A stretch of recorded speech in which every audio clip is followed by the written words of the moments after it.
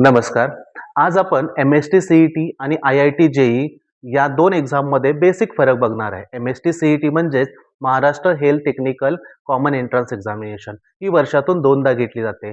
एक पहिला अटेम्प्ट जानेवारीमध्ये, दुसरा अटेम्प्ट या एक्झामचा असतो तो एप्रिल किंवा मेच्या दरम्यान असेल.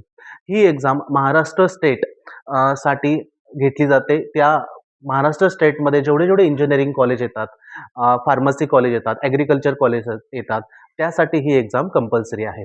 85% जागा ही या एक्झाम थ्रू भरली जाते. 15% जागा जे-ई-मधून भरली जाते. या एक्झामचं स्वरूप फिजिक्स, केमिस्ट्री, मॅथ्स ज्यांचं 11वी 12वीला फिजिक्स, केमिस्ट्री, मॅथ्स आहे, असे विद्यार्थी ही एक्झाम देऊ शकतात आणि ज्यांचा ग्रुप फिजिक्स, केमिस्ट्री, बायोलॉजी आहे तेही एक्झाम देऊ शकतात. फिजिक्स, केमिस्ट्री, मॅथ्स आपण बघूया. ही इंजिनिअरिंग, फार्मसी आणि ॲग्रीकल्चर ह्या तिन्ही कॉलेजला चालते. फिजिक्स, केमिस्ट्री, बायोलॉजी तुम्ही ॲग्रीकल्चर, फार्मसी या कॉलेजला ॲडमिशन घेऊ शकता. काही ठराविक इंजिनिअरिंग ब्रांचेससाठी पी-सी-बी सुद्धा ग्रुप चालतो. या एक्झामचं स्वरूप फिजिक्स, केमिस्ट्री आणि मॅथ्स या तिन्ही विषयाचे मिळून 200 मार्काची एक्झाम होते. फिजिक्स 50 मार्क, केमिस्ट्री 50 मार्क आणि मॅथेमॅटिक्स 100 मार्क. सगळे मिळून तिन्ही विषयाचे 200 मार्क होते. Similarly PCB physics, chemistry, biology. Physics 50, chemistry 50 आणि बायोलॉजी 100. याची डिफिकल्टी लेव्हल जी असते ती ॲज कंपेअर टू जे-ई खूप सोपी असते. एका वाक्यात सांगायचं झालं, एम-एस-टी सी-ई-टी फॉर्म्युला बेस आहे. म्हणजे मॅथ्स किंवा फिजिक्समध्ये जे प्रश्न विचारतात ते 1 मार्कासाठी विचारतात. मॅथ्समध्ये 2 मार्कासाठी 1 प्रश्न असतो. फिजिक्सचा 1 मार्कासाठी आणि केमिस्ट्रीसाठी सुद्धा प्रत्येक क्वेश्चनला 1 मार्क असतो. याचं साधारण बघितलं तर थेअरी बेस आणि न्यूमरिकल्स विचारतात. पण न्यूमरिकल्स हे डायरेक्ट फॉर्म्युलाने आपण सॉल्व्ह करू शकतो. चला तर बघूया. आय-आय-टी जे-ई एक्झामबद्दल. आय-आय-टी जे-ईचा लाँग फॉर्म आहे Indian Institute of Technology Joint Entrance examination. ही वर्षातून 2 वेळा घेतली जाते. ही एक्झाम भारतभर जेवढे इंजिनिअरिंग कॉलेज आहेत नॅशनल लेव्हल, त्या इंजिनिअरिंग कॉलेजच्या ॲडमिशनसाठी ही एक्झाम उपयुक्त असते. Basically NIT National Institute of Technology प्रत्येक राज्यामध्ये एन-आय-टी असतात. महाराष्ट्रामध्ये आहे, आसाममध्ये आहे, बिहारमध्ये आहे. प्रत्येक राज्यामध्ये किमान एक एन-आय-टी आहेच. त्या एन-आय-टीच्या ॲडमिशनसाठी या एक्झामचा पहिला टप्पा असतो. पहिली एक्झाम असते आय-आय-टी जे-ई मेन्स. ही एक्झाम क्वालिफाय झाल्यानंतर तुम्ही एन-आय-टीसाठी अप्लाय करू शकता.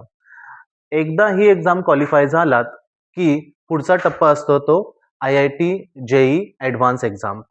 आय-आय-टी जे-ई ॲडव्हान्स क्वालिफाय झालात, तर तुमच्या मेरिट बेसनुसार तुम्ही आय-आय-टीमध्ये ॲडमिशन घेऊ शकता.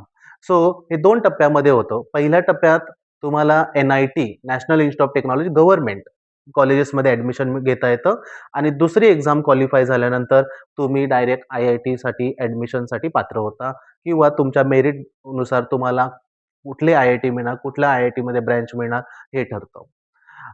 ही एक्झाम कोणी द्यायची? ही एक्झाम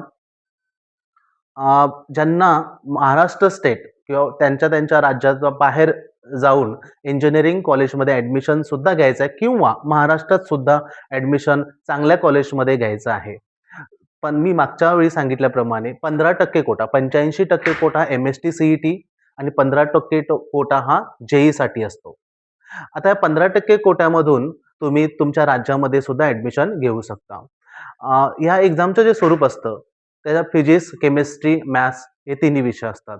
ही टोटल परीक्षा 300 मार्काची असते. फिजिक्स 100 मार्काचे असतात. फिजिक्सचा प्रत्येक क्वेश्चनला जे मार्क्स असतात ते असतात 4.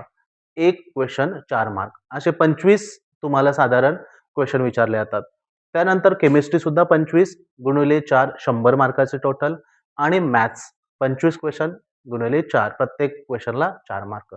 असे टोटल 100, 100, 100 300 मार्काची एक्झाम होते. आता ह्या एक्झाममध्ये एम-एस-टी सी-ई-टी एक्झामपेक्षा थोडा डिफरन्स आहे.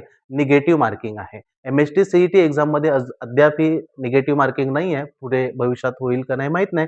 पण सध्या तरी या वर्षीपर्यंत एम-एस-टी सी-ई-टीमध्ये निगेटिव्ह मार्किंग नाही आहे. आय-आय-टी जे-ईमध्ये जर क्वेश्चन चुकला, ॲन्सर चुकलं तुमचं, क्वेश्चन अटेम्प्ट केल्यानंतर ॲन्सर चुकलं, तर त्या ॲन्सरला -1 होतं. तुम्हाला मिळालेल्या गुणांमधून 1 मार्क वजा होतो.